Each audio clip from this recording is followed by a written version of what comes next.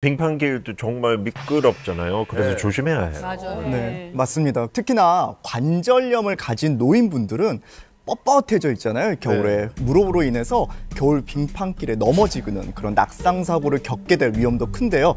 겨울철 관절 건강 꼭 신경 쓰셔야 됩니다. 관절염도 좀 무섭지만 합병증이 또 저는 무섭다고 들었거든요. 그렇죠. 이 관절에 생긴 염증은 연골을 파괴하는 건 물론 이 혈관을 타고 온몸으로 퍼져서 전신질환을 일으킬 수 있는데요. 치매, 파킨슨 등의 염증 질환까지도 일으킬 수 있습니다. 제가 알기로는 관절염이 심혈관 질환이랑도 관계가 있다고 들었는데 이거 맞나요? 네, 퇴행성 관절염 환자는 심혈관 질환으로 사망할 가능성이 좀 높다는 연구 결과가 있는데요. 퇴행성 관절염 환자분들은 통증 때문에 아무래도 이제 활동을 좀 못하게 되고 이제 앉아서 생활하는 경우가 좀 많기 때문에 체중도 좀 증가하게 되고 심혈관 질환 가능성도 좀 올라가는 그런 상황이 되는 거죠. 장기간 퇴행성 관절염을 겪은 환자분들은 통계적으로 이제 심혈관 질환의 사망률이 26.3%, 뇌졸중의 발병률은 36% 정도 더 높다는 연구 결과도 있습니다. 너무 무섭다. 그런데 관절염은 보통 노인분들한테 생기는 건 아닌가요? 그러게요. 다들 그렇게 생각하시는데 저도 쑤셔요. 그래요. 저도 무릎 아파요. 실제로 40대 이상의 90%가 이 관절 퇴행성 변화를 겪고 있는데요. 45세를 기점으로 해서 관절염의 발생 확률이 10배나 증가한 것으로 알려져 있습니다. 어메. 그럼 관절을 어떻게 관리해야 될까요?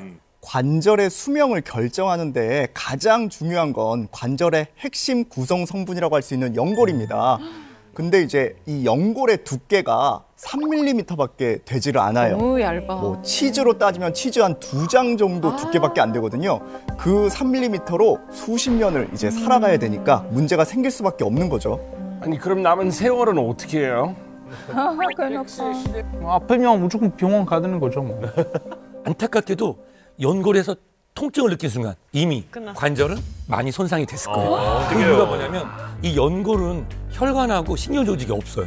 그래서 이미 관절 일부가 손상이 같이 왔을 때 무서운 거야. 통증을 느끼기 때문에 통증이 있다? 그러면 어딘가 망가진 거고 그때 신호가 오거든요.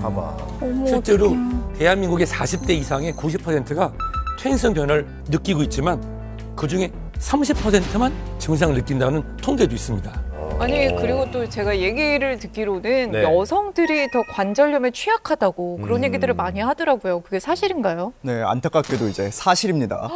여성분들의 연골 자체가 남성보다 취약하고요. 특히 이제 완경, 이 되면 완경. 여성 호르몬인 에스트로겐이 줄어들면서 관절염이 좀 빠르게 진행하게 됩니다. 연골 세포가 파괴되고 조직이 찢어지거나 닳아 없어지면서 이제 관절염의 위험이 높아지는 거죠.